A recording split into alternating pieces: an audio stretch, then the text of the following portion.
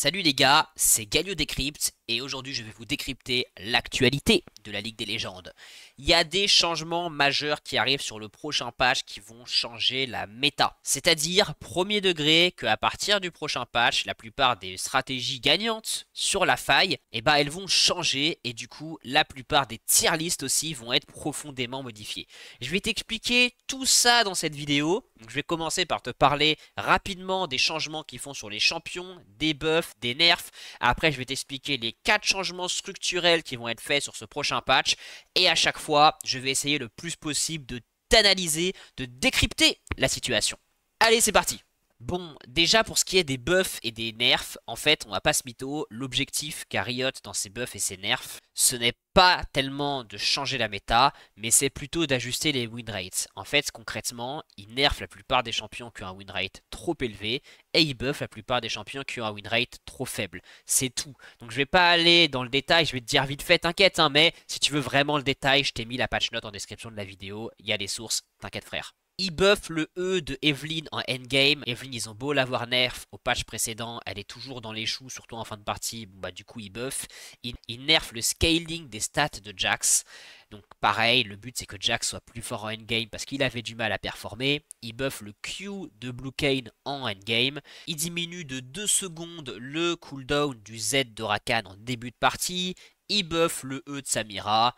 Un petit buff aussi sur le Q de Thresh où ils augmentent le ratio AP. Alors ça c'est assez marrant parce qu'à 100% de ratio AP les gars, la question de jouer Thresh AP commence à se poser. Et après il y a quand même deux buffs assez majeurs je trouve. C'est d'abord Swain à partir de maintenant, il va gagner 3 de points de vie en plus par stack.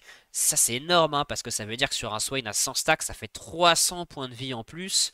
Donc c'est vraiment massif quoi. Je suis assez surpris parce que franchement je le trouvais pas nul Swain à Baello.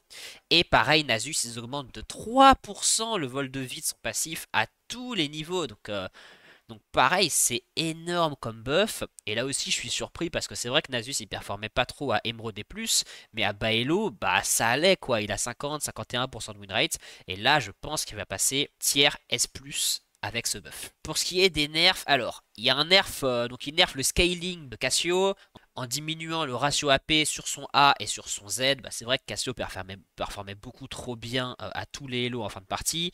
Il nerf malheureusement les points de vie de Galio niveau 1, il lui retire 32, c'est beaucoup les gars 32, ça fait 5% quand même de points de vie en moins. Je comprends ce nerf, en fait, Galio a toujours eu une laning phase forte, et depuis qu'ils ont mis les nouveaux items, créateur de failles, et brillance machin, là, le truc MR, bah Galio il scale plutôt bien contre les mages. Et du coup, c'est vrai que contre un mage, Galio était non seulement fort en début de partie, mais en plus il scalait bien. C'est peut-être un peu trop haut, et du coup, il diminue ses points de vie en début de partie pour qu'il puisse soit plus abusable en phase de lane. Pourquoi pas? Moi, je pense qu'il sera toujours jouable, il n'y a pas vraiment de problème. Jace, je sais pas si vous avez vu les gars, il y a une nouvelle méta qui consiste à le jouer tank avec des espoirs infinis, c'est un peu trop fort à haut elo, du coup ils font un nerf un peu ciblé sur les haut elo. D'ailleurs pareil, vous voyez ils nerfent Rell, Skarner, Wukong. En fait Rell, Skarner, Wukong c'est un peu délicat parce que c'est des champions qui performent pas si bien à bas elo, mais qui sont monstrueux à haut elo ou en partie professionnelle. Et c'est toujours un peu délicat vous savez parce qu'en fait les pros jouent sur les mêmes patchs que nous, et en fait Riot ils essaient d'équilibrer le jeu à la fois pour des joueurs occasionnels, à la fois pour des joueurs confirmés et à la fois pour des joueurs professionnels.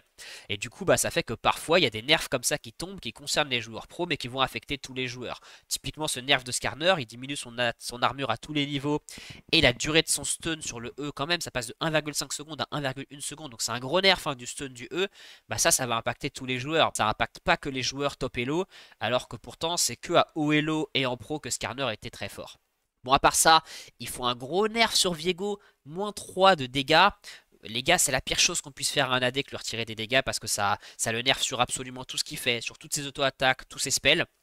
Il nerf le E de Timo en début de partie et ensuite un bon vieux nerf sur Miss Fortune. Il diminue son armure par niveau et en début de partie pour qu'elle soit plus abusable en lane. On va pas se mytho, c'est mérité. Miss Fortune elle était OP donc bien fait. Toujours en termes d'ajustement, il y a un petit nerf qui tombe sur les items support, notamment sur Mélodie du Sang et sur Zak. Et Riot buff légèrement la Soul Chemtech, qui était effectivement un peu moins forte que les autres. Bon, maintenant que ça c'est dit, on va parler maintenant des vrais changements structurels.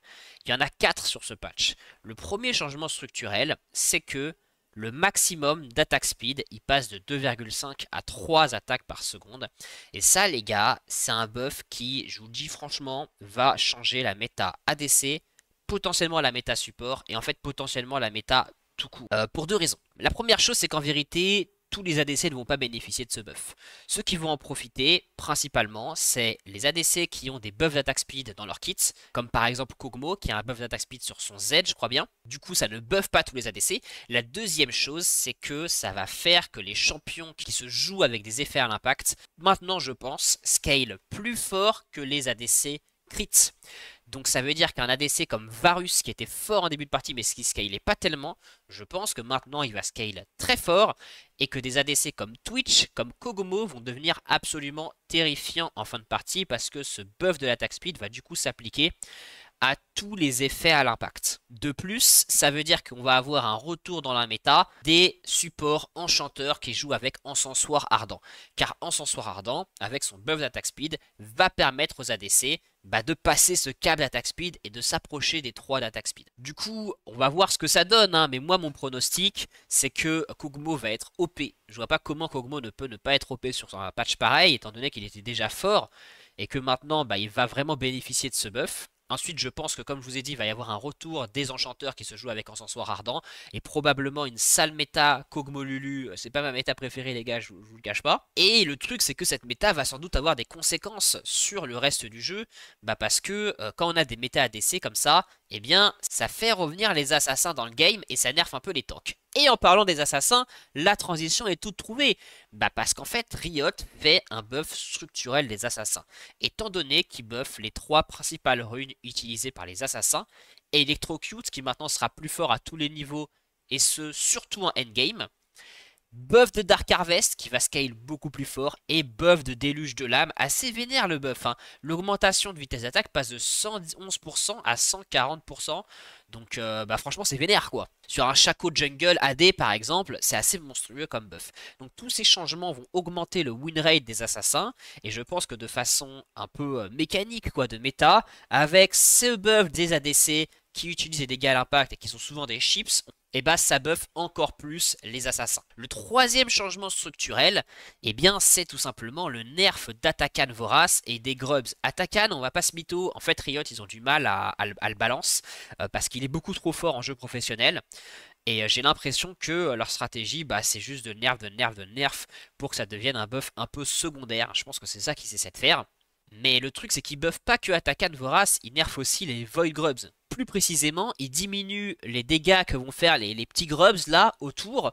Bref, ils nerfent le fait d'avoir 4 Void Grubs.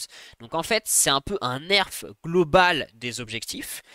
Et en même temps, et c'est un peu le quatrième changement structurel, même si en fait le 3 et le 4 c'est un peu les mêmes, c'est qu'ils buffent les comebacks, ils nerfent le snowballing.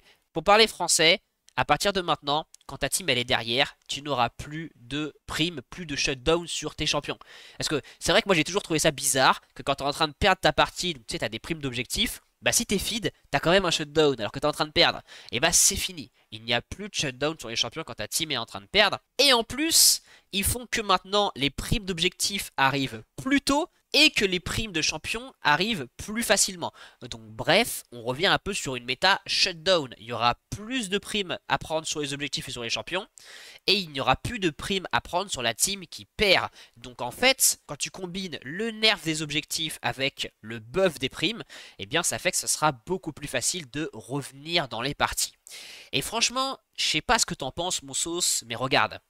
Buff des ADC, buff des assassins, nerf des parties qui snowball et qu'on peut pas récupérer, en fait c'est tout ce dont je me suis plaint dans mes précédents Galio Decrypt. Alors je sais que je suis pas le centre du monde et que Riot ne regarde pas mes vidéos, mais j'étais pas du tout le seul à me plaindre de ça. Moi j'ai ajouté ma goutte d'eau au truc, mais en fait sur Reddit, sur internet, sur YouTube, on est plein de créateurs de contenu à s'être plaints de ça, et Riot, ils ont réagi quoi, ils ont répondu, et ça je trouve ça vachement bien. Et pour être honnête avec vous les gars, moi j'ai toujours été assez surpris par la capacité qu'a Riot à se remettre en question en termes de méta.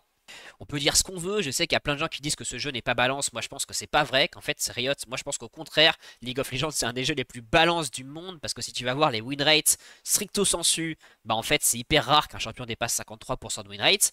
Et je pense que un des éléments qui a fait le succès de Riot sur les 15 dernières années, c'est que ils ont toujours su se remettre en question et faire des patchs qui permettent au jeu d'évoluer dans le bon sens et de ne pas devenir cassé. Voilà, petite fleur que je lance à Riot, parce que pour le coup, bah moi je trouve que c'est bien en fait qu'ils fassent ces changements. Voilà mon sauce, c'est tout pour ce Galio Décrypte. J'espère que je t'ai bien décrypté l'actualité. Tu vois, cette fois j'ai essayé de faire un format un peu plus court, de pas autant rentrer dans le détail des buffs et des nerfs, parce que je pense que c'est pas la peine et qu'en vrai on s'en fout un peu de savoir que Samira elle perd une seconde sur je sais pas quoi.